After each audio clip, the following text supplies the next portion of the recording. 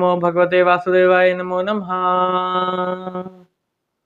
आज 24वां और अंतिम अध्याय इस स्कंद का, जिसमें भगवान की मत्स्य अवतार की लीला का वर्णन होगा।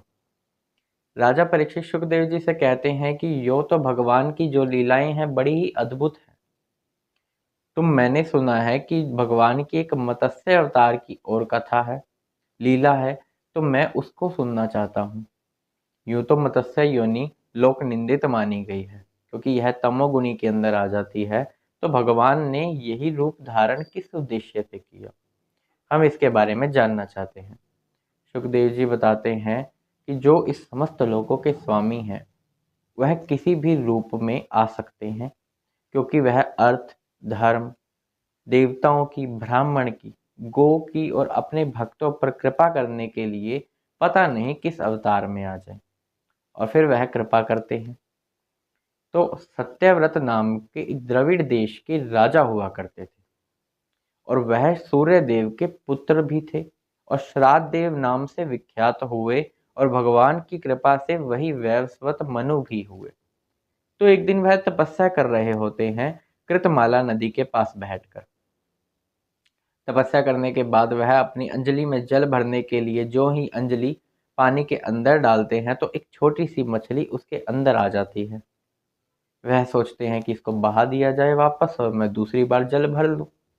जैसे ही वह उसको बहाते हैं, वह मछली उनके पास आती है और कहती है कि यहाँ के जो जीव हैं, आपको तो पता ही है, यह अपनी जाति वालों तक को खा जाते हैं।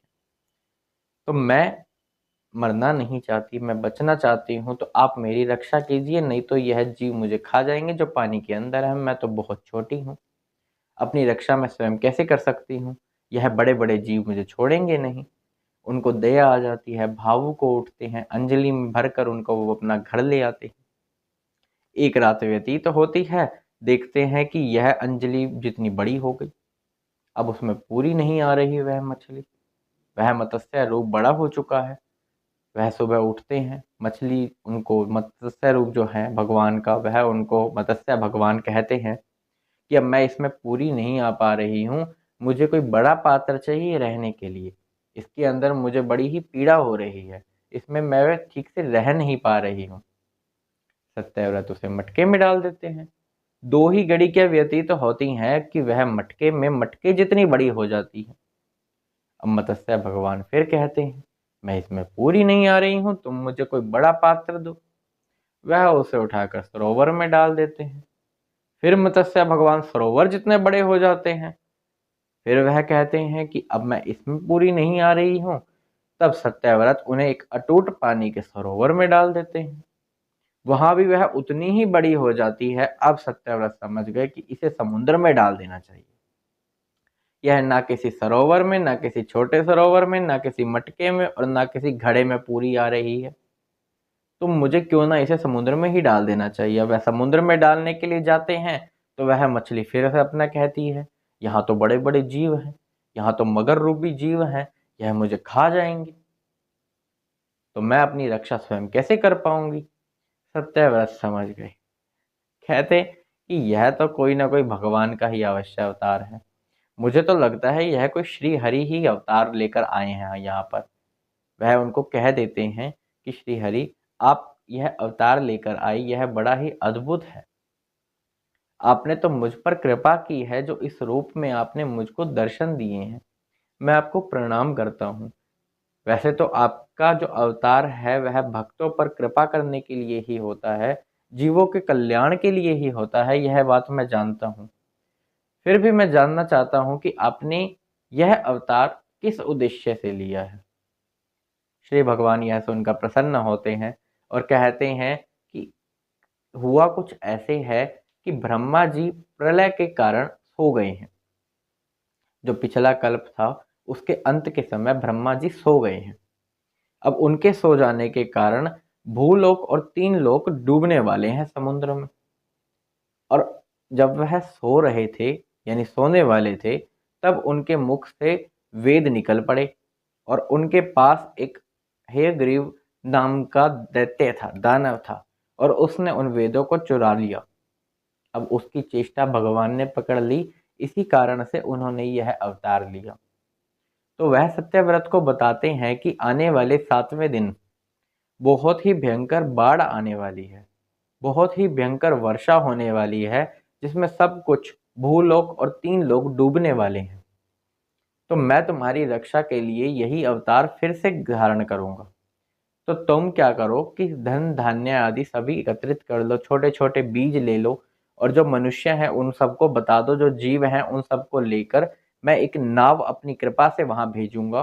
तो वहां उनको लेकर उस पर चढ़ जाना, और फिर वासुकी नाग के द्वारा मेरे सींग से उसको बांध देना, और मैं समुद्र में लेकर तुम्हें विचरूंगा।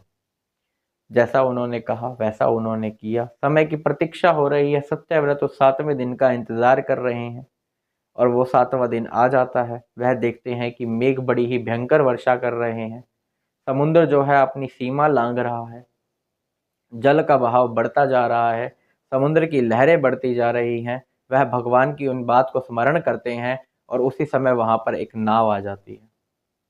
वह जैसा भगवान ने कहा, सभी मनुष्यों को, जीवों को, और जो भी धान्य आदि बीज उन्होंने लेने थे, वह उसको लेकर उस नाव में चढ़ जाते हैं। अब लहरें इतनी तेज होने लगी कि नाव वो संभल नहीं पा रही है पानी के ऊपर। तो भगवान फिर मत्स्य रूप धारण करके आते हैं, और उनका एक सींग होता है, और जैसा सत्यव्रत को भगवान ने कहा था वैसे ही वह उस वासुकी नाग को नाव और उनके सींग से बांध देते हैं। बड़े ही प्रसन्न हो रहे हैं सत्यव्रत के, भगवान की अद्भुत लीला है, भगवान ने बड़ी कृपा की है मुझ पर, जो यहाँ इस रूप में आए। उनसे रुका नहीं जाता, वह भगवान की स्तुति करना शुरू करते हैं। वह कहते हैं कि यह जो मनुष्य है यह अज्ञान के अंधेरे में है, कितनी तुच्छ वस्तु के पीछे भाग रहा है, इसकी क्या सीमा है। मतलब किस हद तक यह मनुष्य जा सकता है, यह अपने रूप को क्यों नहीं समझता। इसके मन में स्वयं श्री हरि विराजमान है, यदि वह एक छोटी सी बात जान ले तो वह कितना बड़ा है। और अपना जीवन यूं ही व्यतीत कर देता है, और शरीर को राख का ढेर बना देता है। फिर अनेकों योनियों में भटकना पड़ता है, फिर कभी भगवान की कृपा से उसे मनुष्य जीवन प्राप्त होता है। लेकिन वह मोह माया के चक्कर में पड़ के समझ ही नहीं पाता कि वह है कौन, यह जो मनुष्य का शरीर है यह क्या है। समस्त सिद्धियों को प्राप्त करने वाला, स्वर्ग लोक पे तक पे राज करने वाला, जो चाहिए उस चीज की कामना को पूर्ण करने वाला, यह वह शरीर है जिसमें श्री हरि हमारे मन में विराजमान है। लेकिन अज्ञान के अंधेरे को पार, इस अज्ञान के अंधेरे से हमें पार निकालने वाले प्रभु आप ही हैं। तो मुझे उस ज्ञान का उपदेश चाहिए। तो भगवान उनको यह सब सुनकर बड़े ही प्रसन्न होते हैं। साथ ही सत्यव्रत ने यह कहा कि जितने भी देव हैं, गुरु हैं, मनुष्य हैं, कितने ही बड़े बड़े, सभी मिलकर स्वतंत्र होकर यदि कृपा बरसाने लगे तो वह इन श्री भगवान की कृपा के 10,000वें अंश के बराबर होगा। अब आप समझ सकते हैं कि श्री भगवान की कृपा कितनी होगी। श्री विष्णु भगवान की कृपा, जिनके रूप रह चुके हैं श्री कृष्ण भगवान, श्री राम, राम और कृष्ण में कोई भेद नहीं। तो इनकी कृपा बहुत ही ज़्यादा है। यह सुनकर भी वह बड़े ही प्रसन्न है। और जैसा कि उन्होंने कहा कि मुझे ज्ञान का उपदेश चाहिए, तो उन्हें वह उपदेश देते हैं सत्यव्रत को। और वही सत्यव्रत जो सूर्य के पुत्र हैं, वही वैवस्वत मनु बनते हैं। यह भगवान की कृपा हुई है उन पर। तो इस प्रकार मत्स्य रूप उन्होंने लेकर सभी मनुष्यों की रक्षा करी। और अंत में वो जो असुर था हेयग्रीव नाम का, जिसने ब्रह्मा जी के मुख से वेद चुराए थे, उसको भी मार डाला, और फिर वेदों की रक्षा की। और यह सब स्थिति उन्होंने संभाली जो ब्रह्मा जी के सो जाने के कारण हुआ था। फिर जब वह उठ गए तब सब कुछ शांत हुआ। इतने तक जो स्थिति संभाली गई थी वह हमारे भगवान के जरिए संभाली गई थी। यदि इसे कोई श्रवण करता है, सुनता है, एकाग्र मन से सुनता है, इस कथा को वर्णन करता है, तो उसके सारे संकल्प सिद्ध हो जाते हैं। चाहे उसका कोई भी संकल्प हो, वह अगर वह पूर्ण करना चाहता है तो इस अध्याय का वह डेली स्मरण करे, रोज स्मरण कर ले, इतना ही बहुत है। यह सभी पाप राशि को नष्ट कर देने वाला है और असुर जो हेयग्रीव था उसको मारकर वेद बचाए और सत्यव्रत के साथ बहुत से मनुष्यों की रक्षा करी और एक सींग से वासुकी नाग और नाव को जोड़कर उन्होंने सभी पर कृपा करी। हरि ओम तत्सत।